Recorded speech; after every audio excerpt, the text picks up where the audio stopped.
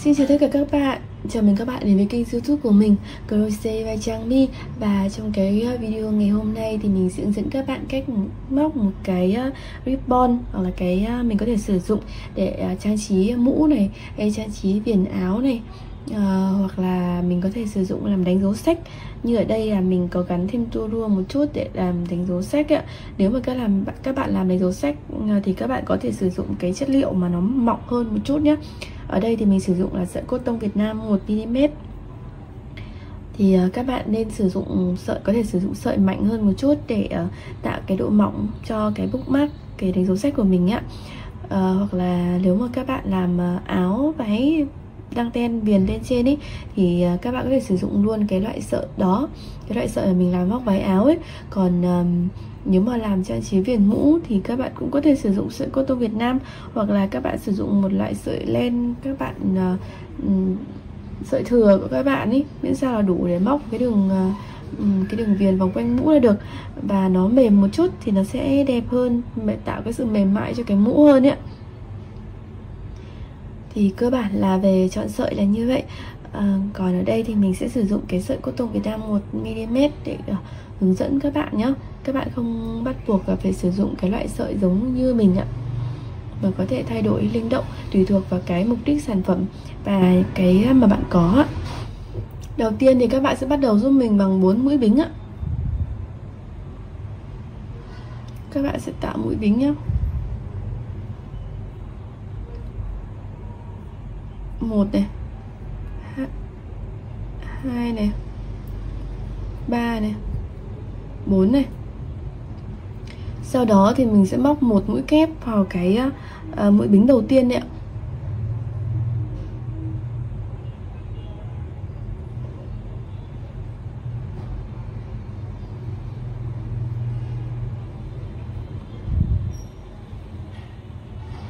Một mũi kép nhé. Các bạn đi lên 2 bính và móc tiếp giúp mình 7 mũi kép vào cái khoảng trống này.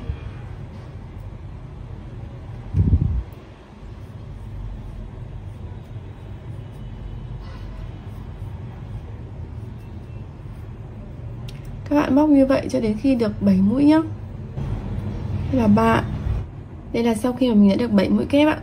1 này, 2, 3, 4, 5, 6 và 7. Đến đây thì các bạn sẽ đi 3 bính nhé. 1, 2, 3. Rồi móc một trượt vào cái khoảng trống này ạ.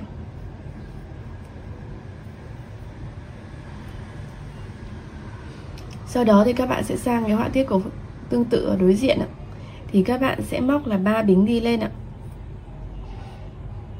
Các bạn quay đầu lại, móc vào khoảng trống tạo bởi 3 cái mũi bính này này. 7 mũi kép ạ.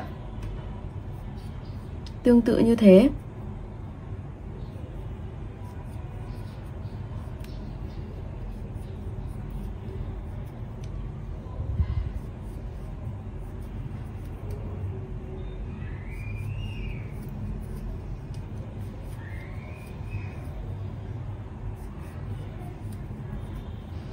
Bảy mũi ạ.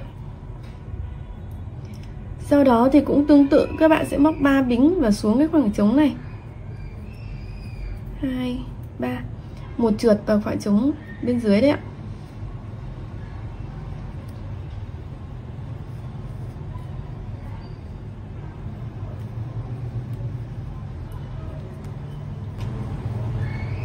Thì đến đây các bạn sẽ cứ lặp lại tương tự như vậy, và cái chiều dài của cái ribbon của mình nó sẽ dài dần ra nhé.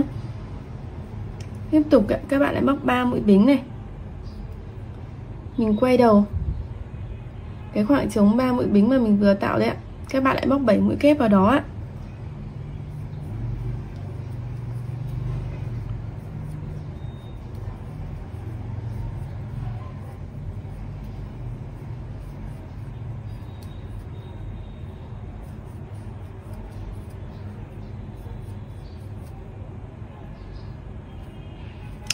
Này, 7. Cũng tương tự mình sẽ móc 3 bính rồi xuống khoảng trống ạ. Một trượt vào khoảng trống ạ. Một trượt vào khoảng trống này.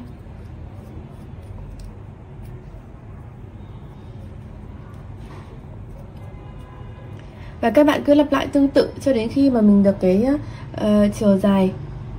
chiều dài mong muốn nhé. Sau khi đã đủ chiều dài mong muốn rồi thì các bạn sẽ dừng ở cái vị trí này nhé. Tức là sau khi mình móc 3 bính và một trượt vào cái khoảng trống dưới ạ, các bạn móc giúp mình một mũi trượt nữa để lấy dây qua thôi ạ, để chốt chỉ ạ.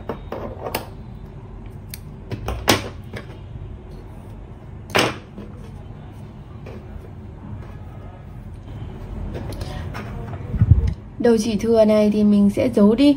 Trong trường hợp nếu các bạn làm bookmark đánh dấu sách thì mình có thể là để cái đầu chỉ đấy luôn và mình buộc thêm tua rua, hoặc là các bạn có thể để luôn cái đầu này cũng được. Còn nếu mà trong những trường hợp mà mình làm viền váy áo hay gì đó, hoặc là viền đăng ten ở mũ, thì các bạn nên giấu nó đi nhé. Thì các bạn chỉ cần luồn ở dưới những cái mũi móc là được ạ.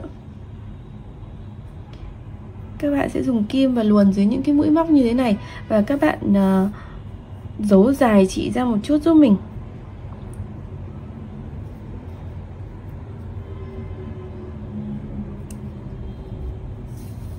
Các bạn sẽ tiếp tục giấu nhé.